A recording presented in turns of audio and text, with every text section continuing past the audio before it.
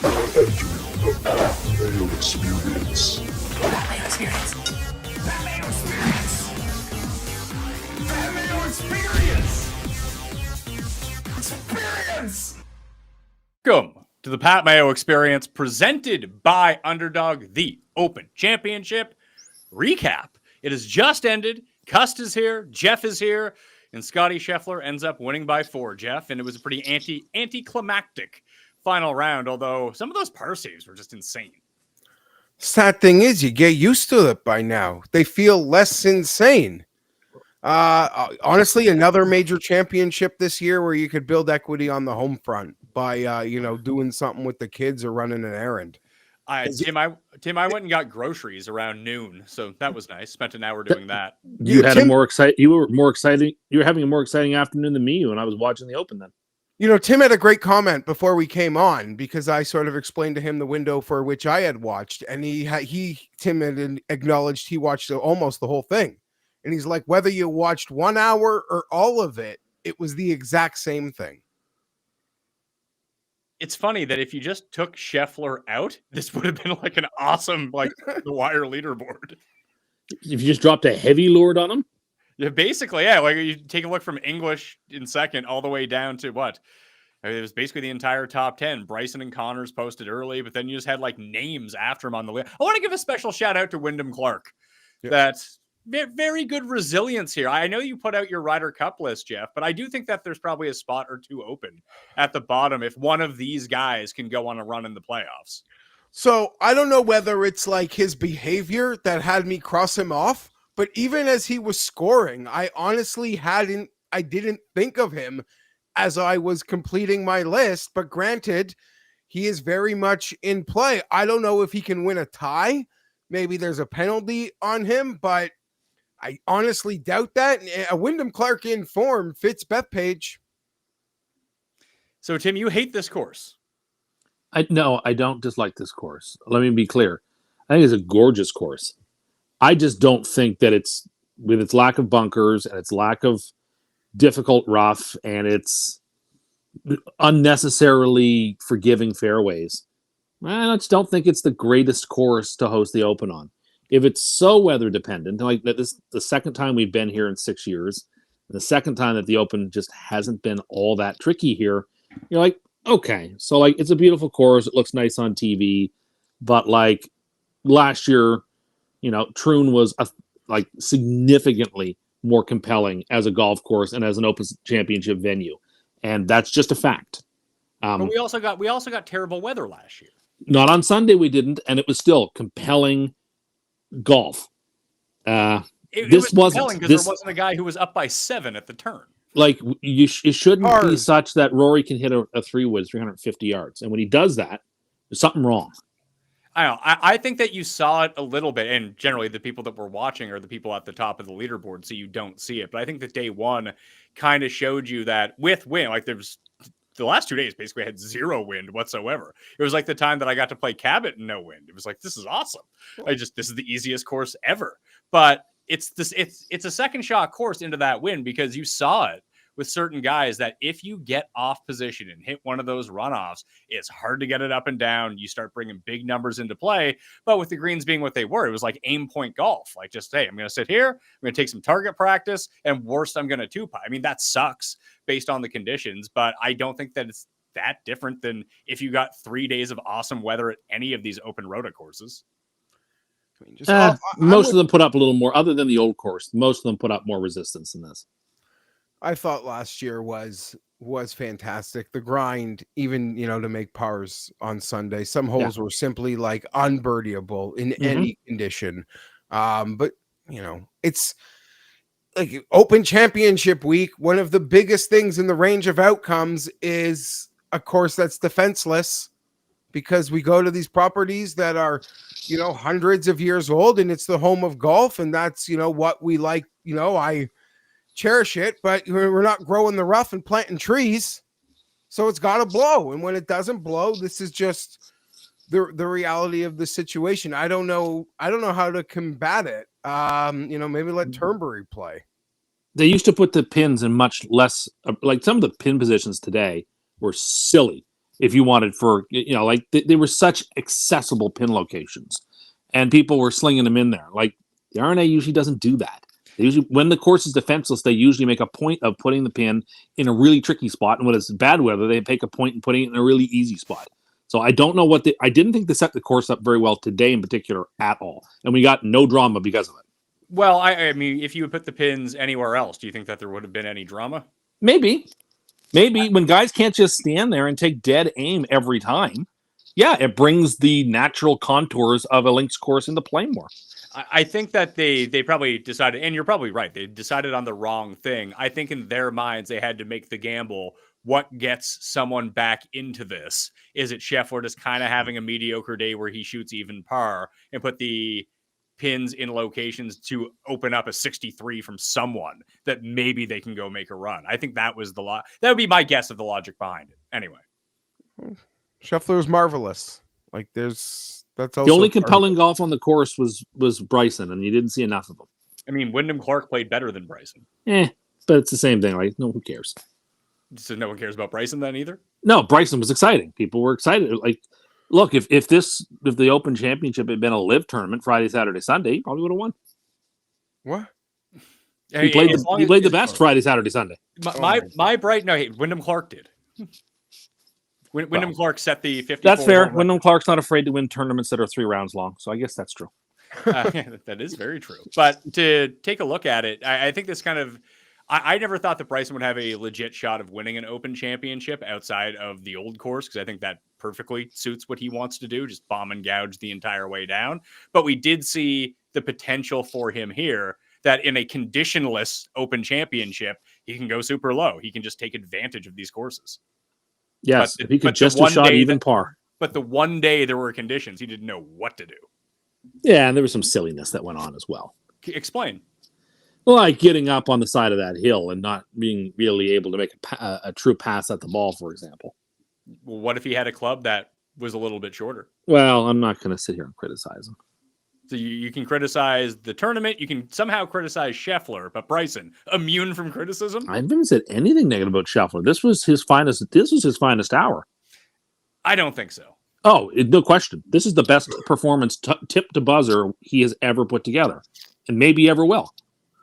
Unbelievable. This Sunday will go down in history as like peak performance Scottie Scheffler. Making making those massive par putts over and over again, birdie putts, dead aim at the pin. He can't play better.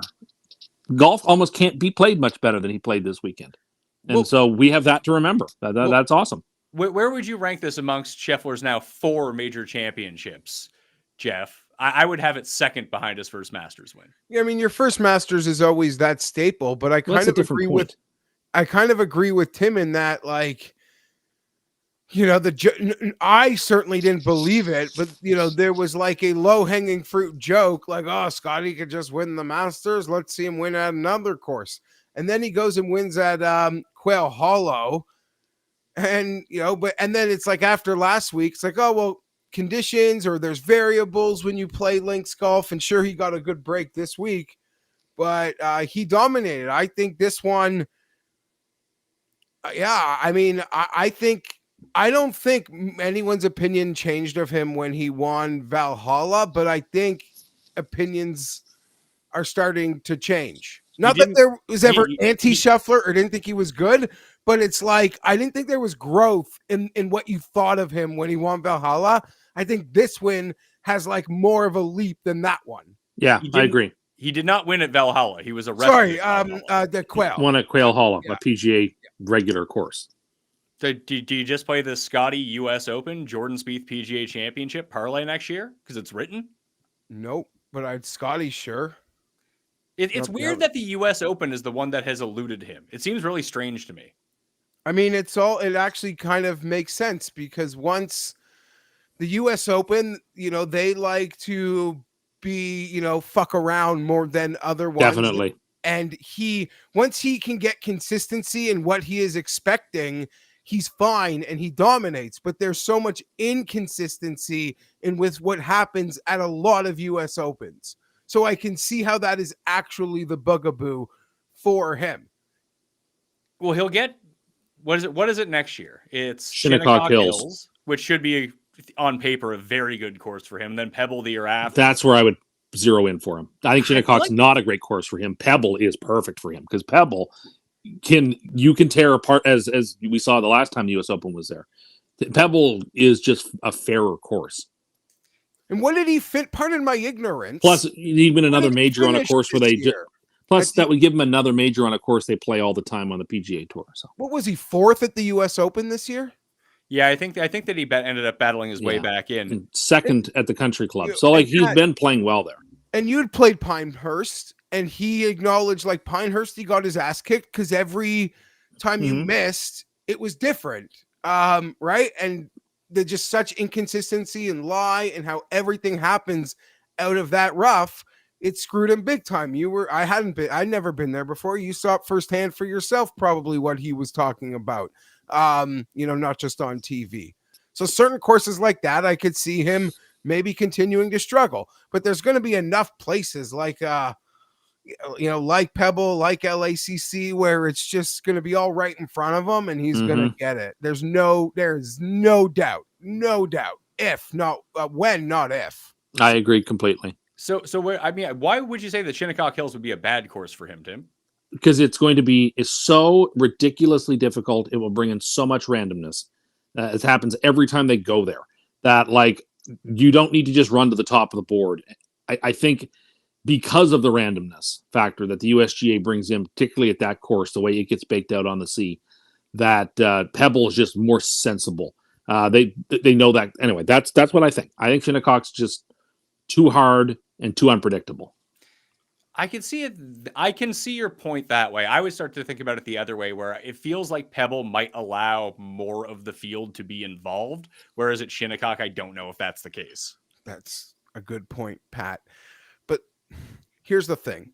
I tweeted today that, maybe it's because they're younger and life is simpler, but I would watch Tiger win by touchdowns. I didn't have a car and I didn't have a family. So maybe that also, is the reason I stayed home and enjoyed the beat downs. But once, like, it's Scotty's beating down, I didn't care to watch. My question to everyone, and obviously you two, would be, there's going to be when he hits a number of major wins, like, it'll probably flip, right? Like, once you get to like 7 or 8 major wins, maybe I do want to watch you beating the shit out of everybody.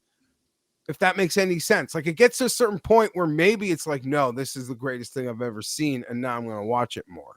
Yeah, the more majors he has, the more compelling this becomes to watch. But I agree with you. It feels like there's something different about it, and I can't quite pinpoint what it is, because it's not like we do have a revisionist history of Tiger and like how compelling he is. It's just we were all so into it. He was so much better. Scotty's basically been that way now for about 2 years, but it lacks the pizzazz somehow. Although Tiger, outside of being on the course, wasn't like a super compelling guy at all. It's actually been 4 years. You can go back to 2022. He's been the best player clearly for 4 years. It's multifaceted in a few fronts. I mean, Nike clearly doesn't think his own shoe would move, or he'd have his own shoe, right? Like, doesn't that, link up? He's not a guy who's selling a car. He's not a guy who's in like Unilever or Procter and Gamble commercials that, Tiger wasn't, could be. Like, I don't know that he pushes things. I don't know that people who don't care about golf because of Scotty Scheffler yet. Maybe at 8 major wins they'll care, but it still just feels like a golf thing. Tiger was way more than a golf thing. Yeah, Tiger transcended it all, but I would even say that like Spieth and Brooks were compelling. I mean, Spieth is a compelling character on the course because he's a psychopath, but like Brooks doesn't do anything, but he feels like he has more magnetism. Well, with Brooks, it was, I only care about the majors. I don't even practice. It was this level of like machismo that we were, just so engulfed by and couldn't believe how easy he made it. It was a shooting star and it was so fucking fascinating and cool. That's undoubtedly. Nike never made Brooks a shoe, but Nike made Brooks t-shirts. Like, there's no Scotty t-shirts that I can buy that are like, fun and hip. Like at least they're, Nike didn't give him a line, Brooks, but they made a couple products that were specifically Brooks. Tim, let me ask you this. Did Brooks come along at the perfect time to rack up major championships versus no one of the very top end? Because he was the best player at majors half the time, but he didn't really do anything outside of those majors, where it does feel like the depth of golf now has more higher end players than it did 6-7 years ago. Yeah, I would say that's probably true. Also true of Spieth. The two of them racked up a bunch of majors when, there was a bit of an ebb. Yeah, in terms of the top level talent. I would tend to agree with that. Yeah, you had Rory kind of after his peak. I mean, Rory's been kind of the DJ consistent Choke not living up to it. Yeah, he just had all these like major faux pas. Phil was getting old. Tiger was on like Tiger 3.0, where he'd be great for a little bit, and then he would just get hurt and then go away. That you had that lapse of like before Bryson and Xander and like all these other guys, Ludwig and whoever it might be. That it's just a really like Dustin was basically the best player. Yeah, no, I think that's right. And From like 2014 to 2021, we had a bit of a swale.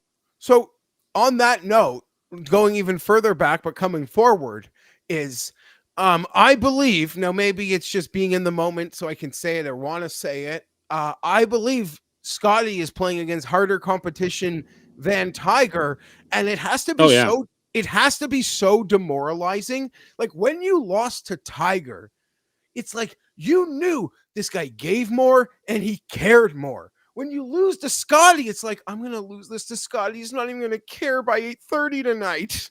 Like, that's got to hurt so much more. But on the backside, I don't know. It's less intimidating, too, in a sense, right?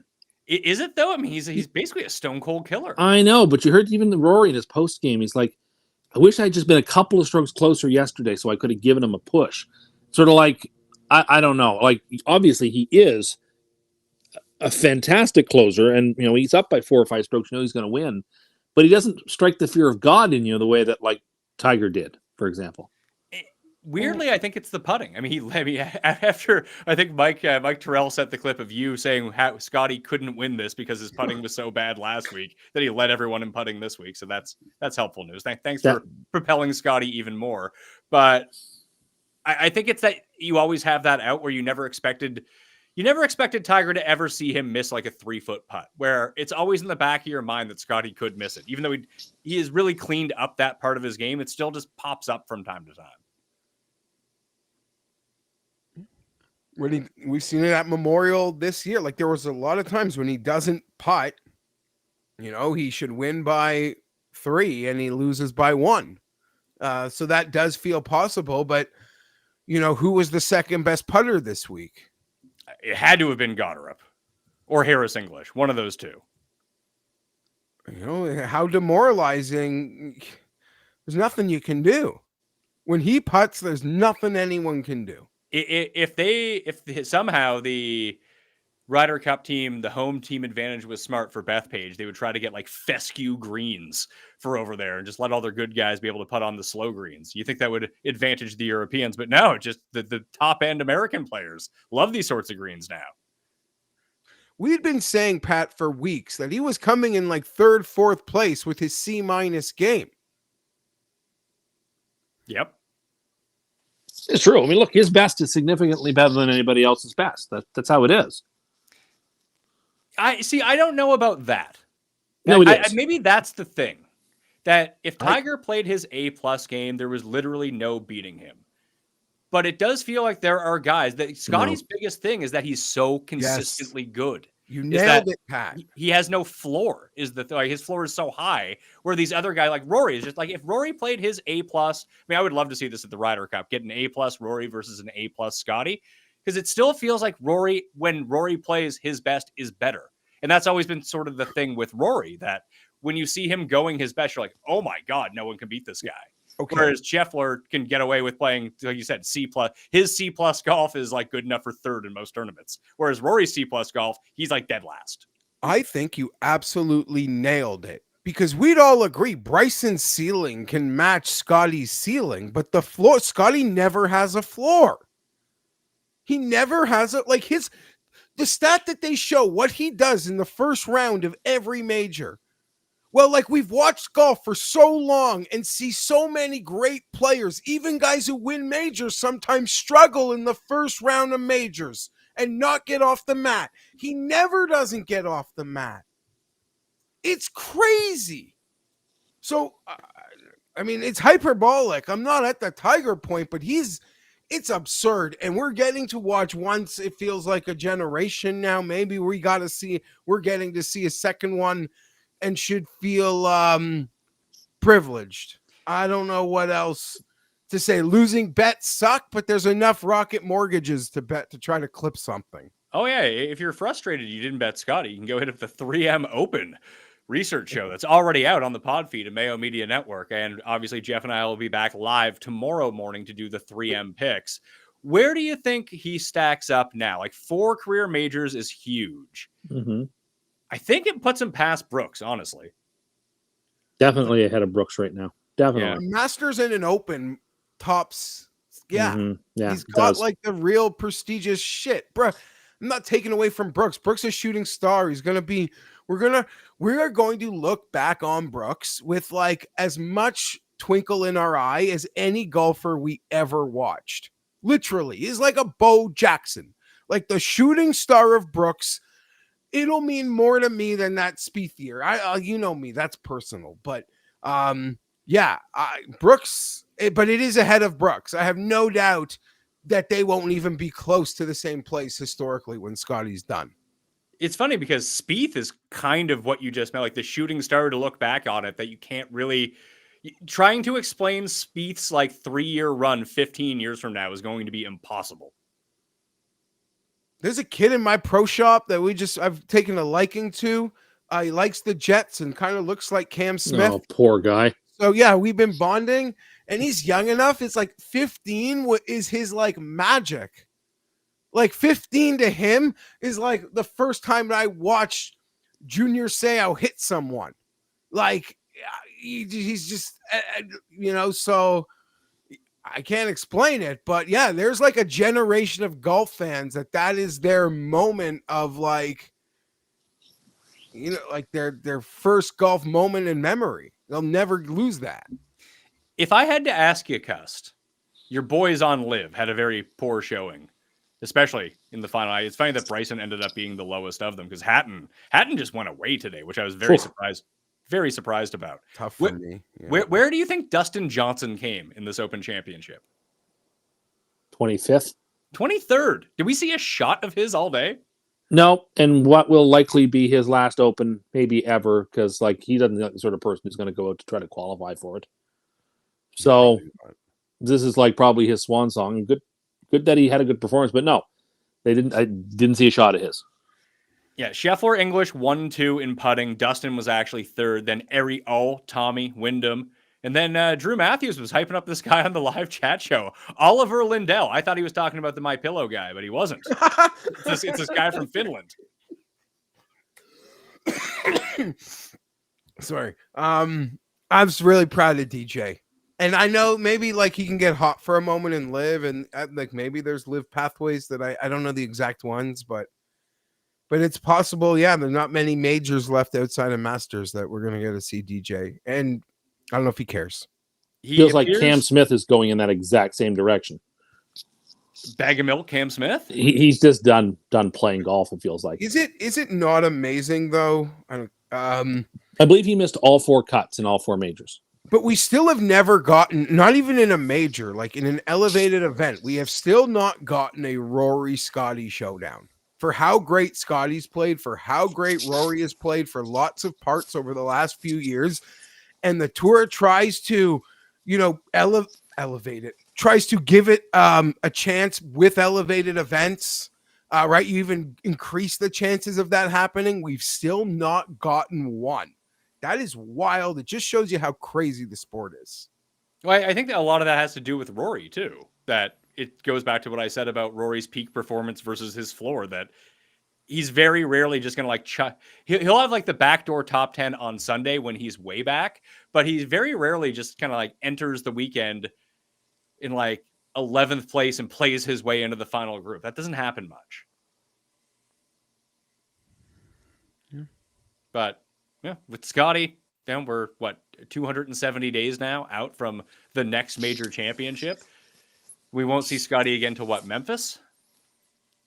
The first FedEx Cup tournament, yeah. Yeah. And then that's it. He'll play those 3, the Ryder Cup, and you won't see him again for a long time. Yeah, you'll see him at Tiger's tournament, the Hero World Challenge.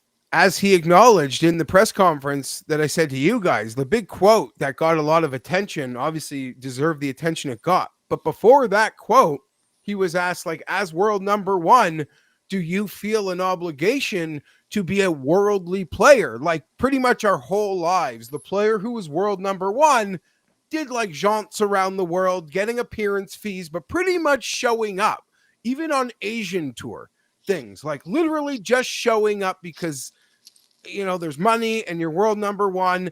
And he goes, that's not my job. That's not my responsibility. And that may have gotten traction, but then he had got that bigger thing later that people just, which I enjoyed. I had to hold nothing against him that, I don't need to explain it. Yeah, if it was a real problem, he probably wouldn't have went out and dummied the field this week. Yeah. It's really a non-talking point. It did make for some fun, TikTok clips of emo music in the background with him talking, though. That I enjoyed. Emo Scotty, yeah. I just what I like about it is that he's a regular person who's not obsessed with the thing he's in. I mean, it changes. We look at Tiger as somebody who was obsessed, or Bryson is obsessed with the game. We're so used to athletes being obsessive, and he just isn't that way. And we talked about it on the live show, and the cut sweat, and I thought about it more. In 3 years' time, if he just pulled the chute, that wouldn't shock me actually at all now. Yeah, so I'm done. I'm not playing in any more events. I'll go to the Masters dinner, but I'm not playing in the Masters anymore. Yes. I'll go to the PGA Champions dinner. I'm not playing anymore. I have a family. I have a life. Golf was great to me. There's a million things in life more important to me than golf, and that's it. I'm kind of thinking he's even laying the groundwork for this a little bit. I don't think that's true whatsoever. No, whatsoever. It's not non-zero. It's definitely not non-zero. It's not non-zero. But I said to my buddies, because we spoke about it on the weekend, and I brought it up with friends, it's not non-zero, but he might be the first guy ever to Barry Sanders this freaking thing. Yeah, he doesn't have a fan base. Literally stop playing the Masters before he's 40. I wouldn't bet it. I wouldn't expect it, but it is not non-zero. Or maybe he just plays the schedule that compares to a broken down Tiger Woods, 8 events a year. Because you can't not play the Masters, but you can't just play the Masters either. You could. You could if you wanted to, he could. But I feel like who would want it? You're putting yourself out there, really, if you're just doing that. No, exactly. He doesn't have a fan base he's going to let down. He doesn't have a whole image and a whole he's not like so many other great golfers. If he walked away tomorrow, be okay. His life would be great. So Liv should take him. No, I don't think he cares about the money either. Well, it's not that he doesn't care about the money. I think he now just has all the money. That's what I mean. He doesn't care about exactly. You get to the point where how much more money do you really need? So I hear what you're saying. 3 FedEx Cup later, winning 3 FedEx Cup late, 3 more FedEx Cup later, he's just all right, that's the money. I don't need to play anything anymore. Yeah, he wins the U.S. Open in 2028. He's won 2 more FedEx Cups. He's won another Masters or Open in between there. He's like, you know what? This has been a great life. I'm now 41. And I'm done now. You know who he's a lot like? Jokic. Yeah, it's good. I think we're so unused to seeing athletes have a healthy psychological relationship to their sport that we have trouble sort of handling it. But actually, it's good to see people who don't treat their professional sport like it's the only thing that matters to them. I think it's really healthy. I also think it might be a huge advantage while competing. Think about how much it means to Rory. It basically took him 10 years to get over how much that means to him. You're right. At one location, that just all the pressure had him collapsing. It's like Scheffler. I guess that's what it is. It's like Scheffler never feels pressure. Maybe. If he loses, that's fine. But then he just doesn't lose. Yeah, no, he's very competitive, but obviously, I doubt he's feeling much pressure these days at all. But Tim is saying that he has laid the groundwork for when his kids now are in like grade, second grade, first grade, they can't just travel with you when you want to play golf, that he's like, no, I'd rather be at Little League on every game than miss even 2 of them. And you know what? I think that's great. When you've made that kind of money and you've accomplished everything you need, you don't need to just hang on. That's great. That shows such great perspective. We're not talking about hanging on. We're having like literally not playing the Masters when he's 40, though. Like, that's what you're trying to say. I think it's becoming a live option. It's not non-zero, but I don't want to call it live either. You show up to the dinner. That's good enough. It would be amazing, crazy if he did it. I would have my doubts he would show up to the dinner and not play in the tournament. No. That seems really strange. No, guys do that. 88-year-old geriatrics who get like the really old dudes do it. No, you go because you respect what it means to be a Masters champion. That's why you go. They figure if the whole thing is I don't want to be away from my family, if you're gonna go, then you're gonna go and play. You go on a Tuesday evening. No idea. He could just hang around for the drive, chip, and putt, and try to give back to kids and do a Bible study and build a church and hospitals. Like, I have no idea. I think listen, there's like I won't call it a 0% chance. I'll call it a 0.001% chance. Any of what you're talking about happens. I agree. Scotty Scheffler, when he's 40, is still playing the Masters. Like, I agree with you, Pat. I'm just trying to figure out what Tim's exact expectation here. Like, what is actually claiming. He'll retire far younger than you think he's going to. He's just going to stop. Does anyone really retire? Who has ever retired in golf? Really? That's the thing. Few people have been this good. There's been 4 people in the history of golf who've been this good. So it's not a long sample size. Good and caring this little. It feels like you do something else in order to get out of golf. Like, Jack played till he was 70, and then he was still just designing courses. He shows up. Jack is an obsessive about golf. Sure, but with Scotty, like, what's he going to do with his time? This is the one thing in life that he is amazing at. Maybe being a great dad as well. But even if he just ended up playing like 10 times a year, he'd still playing all the majors, few signature events, the players, that'd be fine. That's what I mean. Maybe it's like an older Tiger Woods type schedule. That's it. But he is not playing golf. The thing about golf is you got to pick your schedule, and he's so good where he could even have like sway in things as long as he gives them enough notice. Additionally, he's only 29. Like, what are you going to do with the rest of your life? So there you go. 11 years from now, at 40, he really may be done.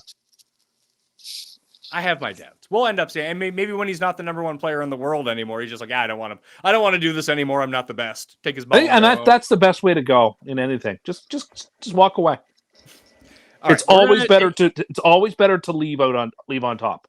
We're going to take a quick break, but I did want to give some acknowledgement to 3 big winners of Underdog contests. I got hit with this back to back right when it ended. So Marshall ended up winning the PME Open for $3,000. And then we had Dell's Squad won the Albatross for $50,000. And then Shannon ended up winning, what is this one? The Scramble for $50,000 as well. Jeff, that's amazing. Love it. A lot of big winners. Happy for everyone. Pat, I'm happy. I lost the least amount of money on this major than all the other majors. I was out of town for a couple days, so I couldn't access my books. So wasn't just like smashing bets on like Tuesday and Wednesday. And a lot of my props hit. Like Xander played great. Hideki top 20. So it was a great, it was the least losing major week of the year for me. So I feel good today. And you hit a big head-to-head parlay. That hit, didn't it? Played a muck ticket today just so I could keep staring at the board because I love golf so much. I wasn't detaching from it. So I needed some action to just keep my eye on scores and everything. And it won. So I feel like a genius. Thrilled. Well, when we come back, I'm going to give you one last chance to get into that draw for the PXG driver. But I want to remind you to sub to the channel and smash the like and go to X at the PME right now because we're live, and go share the show around for me. You got like about a minute, so stay tuned. This show is sponsored by BetterHelp.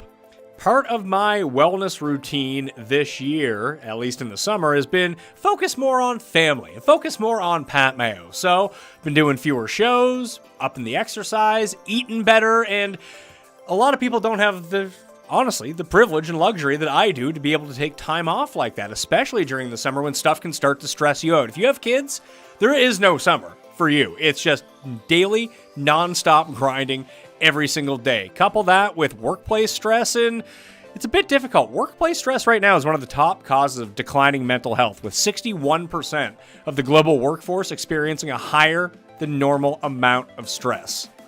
So maybe BetterHelp is exactly what you need to do. It's helpful for learning positive coping skills and how to set boundaries. It empowers you to be the best version of yourself. It isn't just for those who've experienced major trauma. If you feel anything going on with you, you need to go to betterhelp.com/PatMayo right now. With over 30,000 therapists, BetterHelp is the world's largest online therapy platform, having served over 5 million people globally. As the largest online therapy provider in the world, BetterHelp can provide access to mental health professionals with a diverse variety of expertise. Unwind from work with BetterHelp. My listeners get 10% off their first month at betterhelp.com/PatMayo. That's BetterHelp, HELP.com/PatMayo. Sung Jae Im could have had some better help today. He made 4 birdies and an eagle and shot 4 over somehow. Oof. Did you see what Ludwig did? I didn't know. He was in the Fjord War with Ryton today. Open up the back 9. Don't think that Sweden has any fjords. I'm sure it has at least one. It's like the northern part of it is mostly covered by Norway, and it's like its coastline is mostly southerly. Ludwig made an 8 and then birdied 3 straight holes out of that. That's right, plus DraftKings. Corey Connors with another great major championship. Who? Love Corey it. Connors. Banana stand. Okay, I only saw they only showed Connors on the broadcast, I think 3 times all week, and all 3 of them, there was 2 really long putts in the chip in that he had to get to -9 today, and all 3 of them were hit so absurdly hard that if they didn't hit the pin and fall in the hole, they would have been off the green. Yeah, he's having a good laugh about that. I think he shot 66 on the weekend. Yeah, I mean, there's a lot of guys that, I guess Scheffler only shot 68 today. But yeah, it felt like he wasn't even trying at points on the back 9. No, he stopped trying when he made that double, and like he was trying to get real gutsy and trying to make that shot out of the sand. After that, he's like, okay, then I'll just hit 3-wood wedge. Like that was it. He wasn't really trying anything risky after that hole. I'm pretty sure I saw Henley hit the same shot in that sand and got it like to the green. So it was a makeable shot. It just was a high level of difficulty, and there was no reason to do it. I was really bummed out. All the guys that I bet on this week and picked all just had terrible day ones, and just like Tim said with Clark and Bryson, Henley was great over the last 3 days. Hideki made the big run today. It sucks. Where were these guys day one? The conditions, Tim, it got to them. Doesn't matter when Scotty does that. Like I don't have to regret any bad bet. No. Like nothing I was doing mattered. Yeah, no one was winning besides him. Although maybe if Bryson had his proper balls, then maybe he won. Well, he's been working on this like new brand of ball or something that doesn't spin as much, or it goes straighter. This is what he's working on. The rollback. He's working on a straighter ball or something to that degree. I don't know if you can 3D print your own balls or what, but good for him. Like, as much as I find what Scheffler's doing to be charming in terms of not taking golf too seriously, I also thoroughly enjoy people who are outrageously obsessed with what they're doing to a ridiculous amount of minutia, which is what Bryson is doing.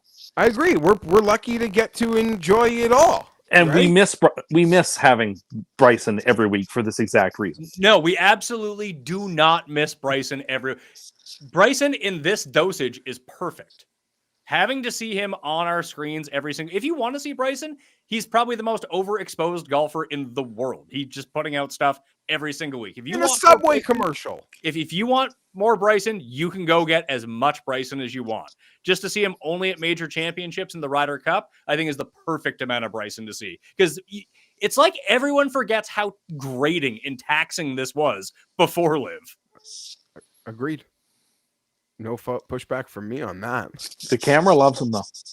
It does, absolutely. But it stops becoming charming and it makes you hate him the more you see him. Tim, I know what you and your friends are asking.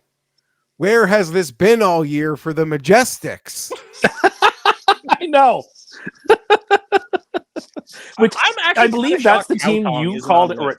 I believe Geoff called the Majestics at one point a retirement community. I mean, it would make sense why they did well at the Open Championship. Yeah, of all the guys that went to live, how is Haotong not one of those people? I don't know. Haotong played pretty well all week. Give him his props. I don't know if he was already qualified for the Masters, but he is now. He's had a lovely year, like a great story in golf. Has just been like he clipped a great win. He was in Europe. I remember watching it that morning. Enjoy it. I'm thrilled for him. I've never related with someone so much standing on a tee box when I forget what hole it was, but there was a bad like left to right wind, so he had to play a draw into the wind in order to get it to hold up. And he's like, I can't hit a draw off the tee. I don't know what to do here. And he just stood and looked at the ball for a really long time. I've been there. I know exactly how that feels. Like, do you work the ball right to left, Geoff, off the tee? No, I just try to hit it. Anytime any of that happens, I'm not sure what I did. Yeah, it's like a mishit if you actually get away with a hook or a draw. But he needed to birdie one of the final two holes, and he did it. Got it up and down on 17, made that birdie, got himself into the Masters. That's awesome. And I think this will give him enough points to essentially ensure that he finishes top 10 on DP and gets his PGA Tour card back. Well, pretty guess cool. what? I didn't realize. Great. What's that? Guess what? Because he made a friend today. Him and Scotty Scheffler are buddies. Some great post-round comments from Haotong about how they joked with each other, and he was so nice to him. And Haotong even asked him, when I is there any time I can practice with you when I go to the PGA Tour? He said yes, but I said, when I text you, you better reply to me. And he goes, Haotong who?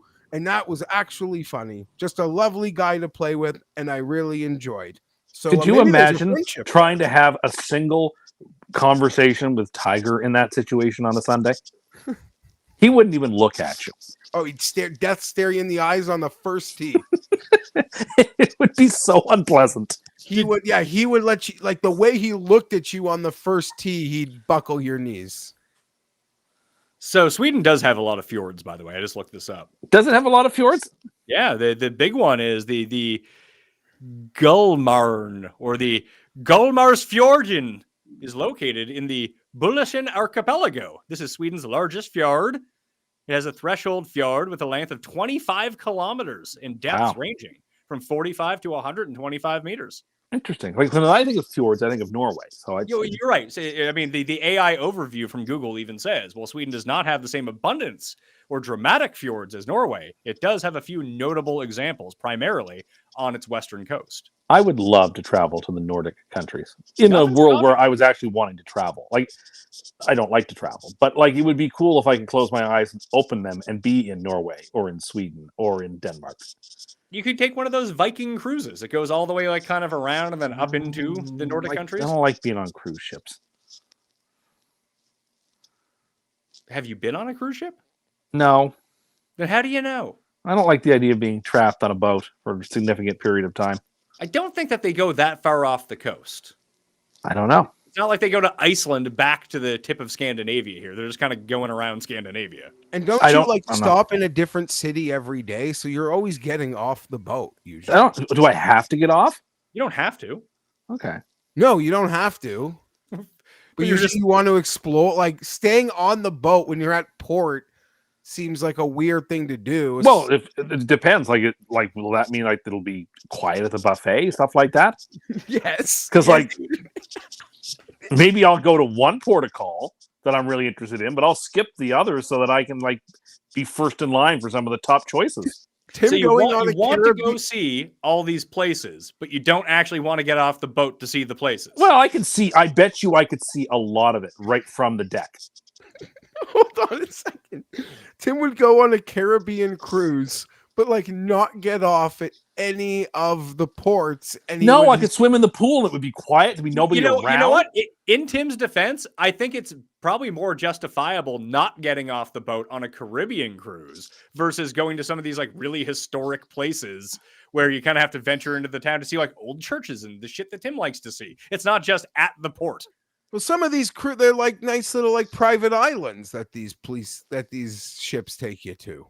I don't want to go to that.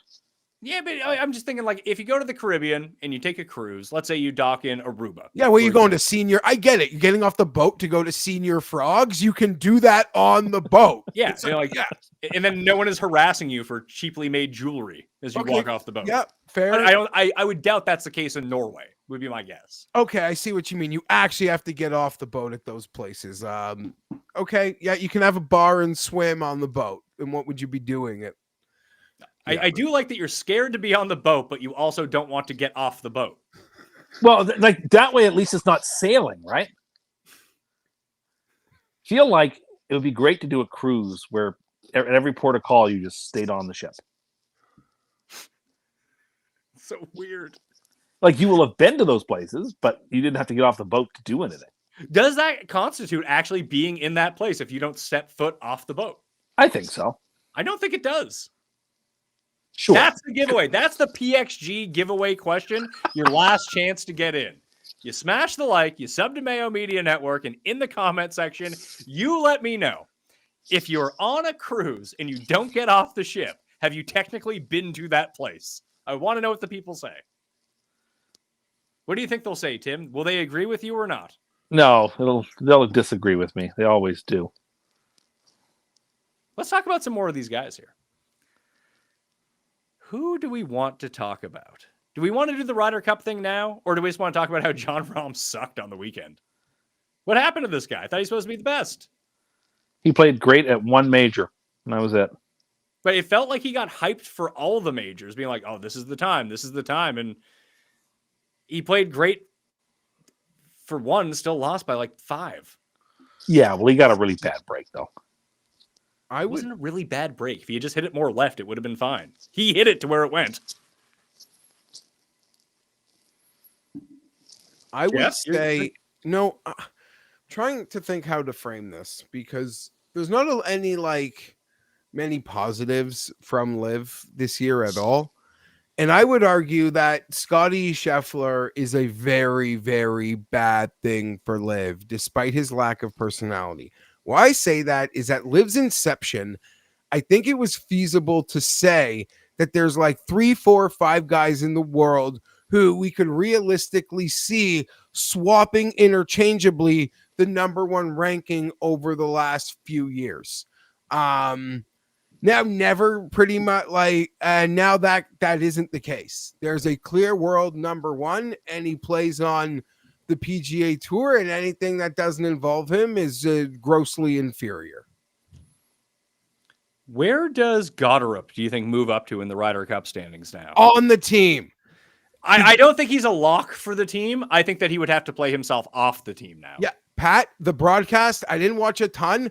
Kisner is like, please stay hot through the FedEx Cup, Chris. They desperately want to take him. They don't want to have to defend that they want to take him, so they just want him to play well.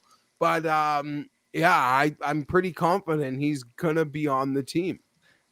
I mean, just being like Mr. New Jersey, I think is you need to do something to swing the crowd to make sure that they get fired up. I mentioned this to you, and Tim, like you probably realized it as well. When we were at the President's Cup, the internationals got wiped out day 1. There was barely anyone there. It was kind of dead. The only day that they played well, like it just took a little bit of a spark, but I would say that Friday at the President's Cup is the most electric sporting event I have ever been to. And it felt like they really played off that crowd, and it demoralized the American team when they came back out and swept, and they were not able to recapture any of that crowd sentiment, that feeling in each of the next 2 days. I feel like having Goddard on the team, New Jersey guy in New York, I feel like at least that's an artificial way to get people a bit fired up.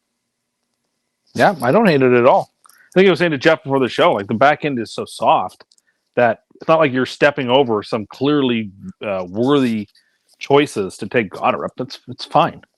It's weird that a guy who 2 weeks ago wasn't eligible for the Open is now on the Ryder Cup team of the United States. That's weird, but whatever. The U.S. team is like not elite anymore vis-a-vis Europe. They're like about the same amount of skill level, and that's okay.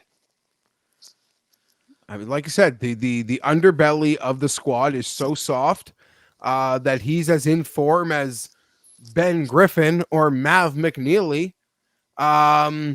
Right? So, it is more than a couple, this time of year when your team is that fragile on the back end. Yeah, it doesn't take much to get you on the team.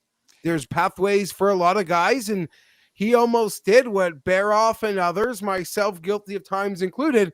Chris Gotterup became what we all had hoped Cam Young would be over the last month and a half, 2 years, I guess. He really kind of stole all of Cam Young's mojo. No, that's literally what had happened. But you're right, guys. They'll need someone to rile up the crowd after the captain gets dummied 6-5. Well, you'd be hard pressed to make a case to not take Keegan. Like he's got to take him going, but he's gonna just wear him both hats. It's gonna go wrong. See, I don't think so. You play twice, no big deal. It's an omnipresent thing, even in the practice rounds. Like now he's got to prepare for himself. I am one of these people that am alt, like I am supremely on the side of captain being important. If you don't think the captain is that important, then I could see why you don't. I don't. I think that the only thing the captain can do is make really terrible decisions to ruin you. I don't think a captain really helps you in any sort of way. I think that neutral is good to me as being a captain of one of these teams. Luke Donald is running the whole team back, and he's going to be 5 steps ahead at every turn. Sure, but okay, let's say the USA beats Europe. Does that mean all of a sudden Luke Donald's a shitty captain? No, it doesn't. Just because you lose doesn't make you a shitty captain. Maybe he shouldn't have picked exactly the same team. He'll be questioned. No, there's not. No, but I don't think he'll be questioned. It actually seems pretty. I don't think there's going to be much controversy to it. The only thing that Luke Donald is up against, Pat, is you never go into these things expecting to do it again. So it's not like a football coach who's got to meet the team again on Monday morning or next season. Like you literally fully empty your tank. He has to come up with a new bag of tricks. Like last year, he had them like bonding over crying at a fire pit. He can't do that again. Like, so, he's got to rally them around just, winning this great Ryder Cup on the road and then going down as one of the most historic groups ever. But you do this with thinking you can empty your bag in your one turn. You don't think you need to save any tricks, that it's a multi-time position. So he's got to find new tricks. I'm not disputing that. What do you think, Tim? Do you think the captains matter that much? Yeah, I think they matter more than they don't matter. I mean, if I were Keegan, I would choose not to take myself. I would take that out of there for me. I understand you guys need to play. I understand. I'm just saying, but I would. Playing is more important than being his life goal is playing. Then, and I think that if he doesn't take himself, he's doing a bad job as being a captain. He's one of the 12 best guys. Yeah, but he'd be distracted. Like, is he that much better than Mav McNeely? No, yes. Not really. Is he that much better than Ben Griffin? Not really. Like, yes, he's better, but not that much better. It's not like we're taking one of the best players of the world out here. So, like, whatever. If you want to focus on just being the captain, then be the captain. And I don't think it's fair to him. I think it makes it too difficult for him. I think that if he doesn't take himself, the players are going to be like, "What the fuck, man?" Agreed. No, I don't think so. And is Kisner calling and vice captaining the Ryder Cup? I don't know. Are you about to be upset this is a Tom Brady situation? No. See, I'm not. I will not do that. I do not care how NBC broadcasts the Ryder Cup. Good one. Marion Kidd in the comments says, need Gotterup to continue to play well as justification to leave Morikawa off the team. There's no chance Morikawa is not on this team. Pat, so the amount of people that responded to my tweet with the lineup saying don't take Morikawa is absurd. Were they like, who's great? Patrick Cantlay, who fucking sucks. Well, I think they're both on the team. I don't know if Cantlay. I mean, I don't know what the Okay. justification for taking Cantlay is. I'll tell it to you right now. Would you like it? Yeah, hit me. Okay. He was good last time. No, his form, his season isn't as bad as perception's making it out to be. Yeah, it is. He's not as good he sucks at majors. He's always sucked at majors. He is literally the only American golfer who has ever, in this current era, that is 1 ounce embraced this fucking event. He has fewer top 10s this year than Lucas Glover. Don't bring him. As someone who's got all the money on Europe and who keeps re-upping, please don't bring him. Don't bring him. Do people really think Morikawa won't go? No, people don't want Morikawa to go. I mean, Well, that I Morikawa's almost understand. in on points. He's not playing well. I understand not wanting to bring him, but I figured they kind of had to. They do have to. He's one of their 6 best players. And Cantlay's one of their 10 best players. I don't know if he is. He is. I don't think that he is. Keegan is having a much better year than Cantlay. Well, I would put Keegan ahead of Cantlay, but I think there's to me feels like 10 spots are pretty locked and it's too open. But if we give him one to Goddard, there's 1 spot. Yeah, I think English punched his ticket today. Agreed. 2 seconds at majors will do that for you. So even if Cantlay's the 10th man, I think he's the 10th man. I mean, he's basically the 12th man right now. This last spot is going to be pretty dicey. So if we're giving it to Goddard and English, then and let's just for a moment say Cantlay, then it's 1 spot for Burns, Mav, Clark, Spieth, Griffin, Harman, Novak, anyone who plays well in the playoffs. Okay, maybe Cantlay can lose his spot. Sure, you've already talked me down, but I doubt it. I really doubt it. But I was wrong with Finau a couple years ago, and Tim held it against me to this day. So he'll have another one. Like if all Spieth needs to do is show life, and he's on the team over Cantlay. They would much rather bring him. I don't know why, but they would. Cantlay's the only fucking decent American golfer outside of Keegan who's embraced this event, who's shown the nuts in this event. He's been saving his good stuff for 2 years to play in this event? No, but I don't think the other guys are like Tim said about Keegan not playing because he doesn't think there's a difference between A and B. I don't think that those other guys are better than Patrick Cantlay. Their floor is just as fucking low, and their ceiling isn't as high. And Patrick Cantlay has flipped the bird to the Europeans on the green. Like he's answered the bell. I mean, if that's the case, if that's a justification for taking him, take fucking Patrick Reed. No, but the Reed's plays better. No, because Patrick Reed's like actual shit is no. He's not been better. And here's the thing: the U.S. team is so soft right now. What's your justification for saying that Reed hasn't been better than Cantlay? He has. No, I'm talking about like Reed's Ryder Cup resume is a little overrated. That's what I meant. That's what I meant. You're talking about this year? Sure. Let's go. I said the one guy that might be change my opinion on the Bloodbath of Bethpage is if Patrick Reed showed up and they let him walk through the door. So that's how much I cherish Patrick Reed. But as Tim said, like the underbelly is indifferent. So why not bring the guy that's actually like shown he's answered the bell, even if it's in some corny way? How Europe teams used to be weak, so it didn't matter how Poulter played. He just got his spot in the year. Like Cantlay's I'm not saying he's Poulter in this thing, but he's the only guy who's actually shown the nuts. So to me, he gets his spot. Jim, do you think they'll take Cantlay or not? Probably.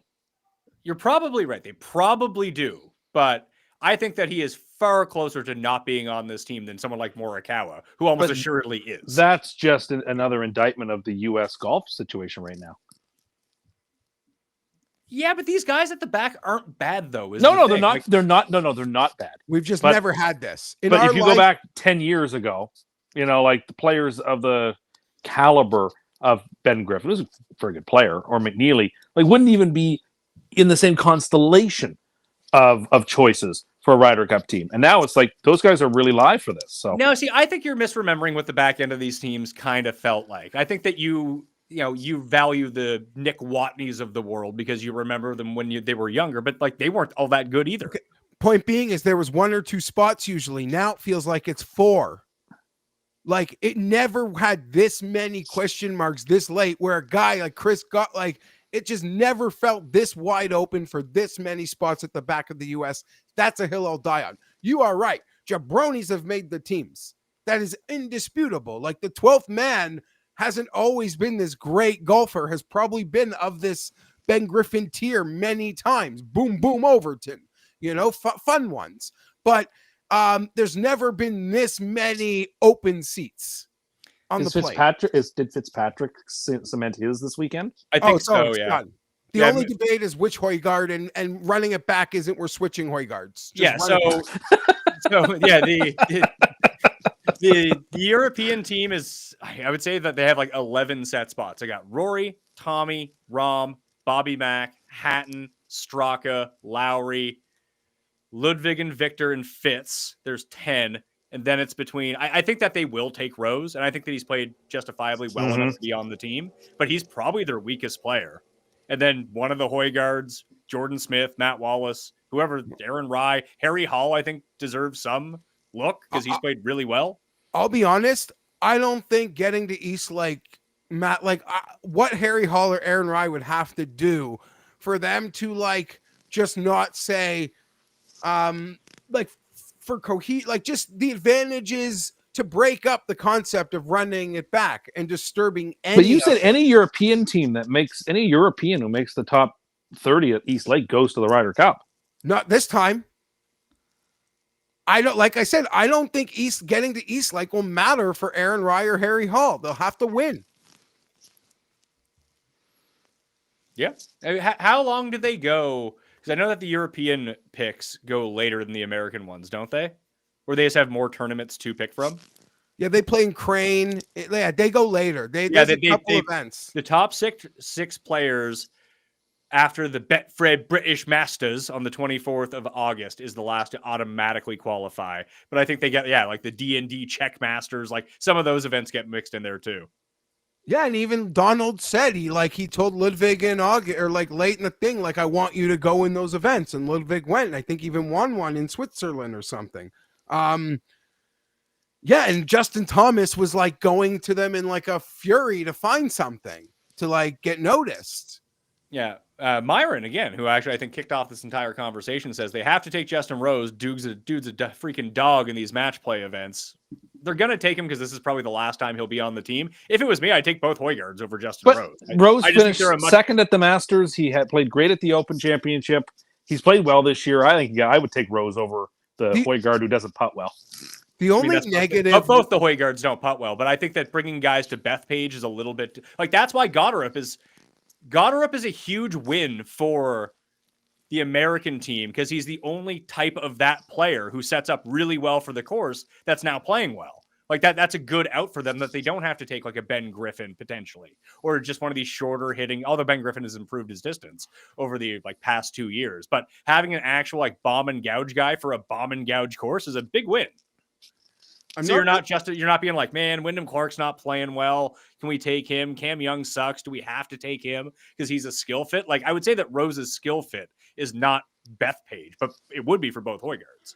So I totally agree with what you said, and that is good for the Americans that the guy Fitz that is getting hot also happens to be local. I don't know if it's a negative, but the thing with Rose is if it's the same team, and usually last time they deployed him as the veteran who went out there with Bobby Mack and they stole a great half point. It was awesome. It was so awesome. But now there's no someone he has to babysit because there's no rookies on the team. He needs to go play with Lowry to calm him down. Lowry's yeah. Who does Lowry play with? Hatton? Rory? Yeah, I'm not sure who he plays with. I would not put him with Hatton. That would go very, very poorly if it started to go poorly. This is match play. You don't want that. I'm so excited. For trying to find Ryder Cup records. There needs to be a better site for this. So I feel like Rose hasn't been great. He's won the last 3 Ryder Cups. Rose has won 2-2 and a 1.5. Yeah, but that point versus Phil at Medina is forever. He's right. When was that? Long 12. Okay, Keegan great. hasn't, The 13 Keegan hasn't years- looked at his Ryder Cup golf bag since that in his house. It's like never been touched. I think that was one of the Watney teams or Jeff Overton. I think it might have been a little before that, but maybe.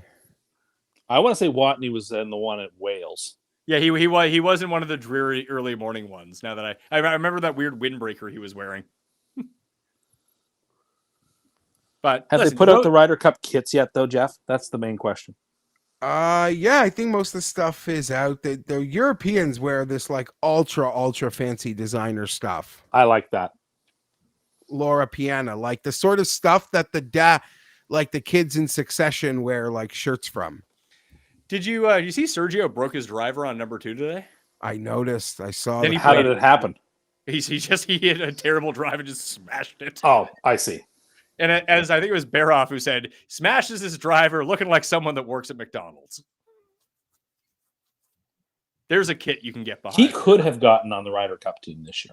It was Listen, there for him. I think that they were looking to take him, and he really wanted to do it. He just basically he melted down at Doral the week before the Masters and has sucked ever since. He had a chance to win that tournament, played himself out. He made like a 9 or something like that on the 17th hole, and that was just the end of Sergio for all year. It's fickle, that stuff. Great contribution, guys. We'll let you get out of here then, since everyone's so tired, doesn't want to talk anymore. All right. Thank you all for tuning in. Tim, thanks for being here. We still going to do our record tomorrow? Yes, tomorrow evening. Yes. Yeah, we'll have a brand new Cuss Corner. We're going to record the Custies, I think, next week as well. Then it's full-time football going forward. Jeff, you will be back with me at 9:15 Eastern time tomorrow. Yeah, is that live? That's going to be live. We're making Awesome. 3M open picks. I'm gonna go stare down the field right now. I'll watch your research show tonight. Sam Burns wins. Is he a lock for the Ryder Cup team if he wins at the Twin Cities? He's on my team now, so playing well wouldn't hurt. Yeah, playing well would really, really happen to go. Oh, so Cashicker said, did you guys see Neiman stomp his club heads while walking off of 18? I did. He stomped on his entire bag when he bogeyed 18 because it caused him to miss the cut. He knew it. But that was the end of that. Anyway, thank you all for watching. Obviously, you can enter that. I'm giving away the driver tomorrow to one lucky person out there. You can get in the draw by answering today's Cuss trivia question of whether or not you can go on a cruise to a port, not get off the boat. Does that technically mean you've been to that place? I say no. Tim says yes. What say you? You leave your comment in the comment section and you're in the draw for the PXG driver. All right. Thank you all for tuning in for Open Championship Week. This is the most amount of shows I have ever done for one particular tournament. I believe it was 11 shows. So thank you for everyone who ended up tuning in, who retweeted the show, shared all the work. It really means a lot to me. I hope besides the 3 people who won like 50 grand and 50 grand and 3 grand, I hope someone else won some money out there. That would be awesome. But until tomorrow, I'm Pat Mayo.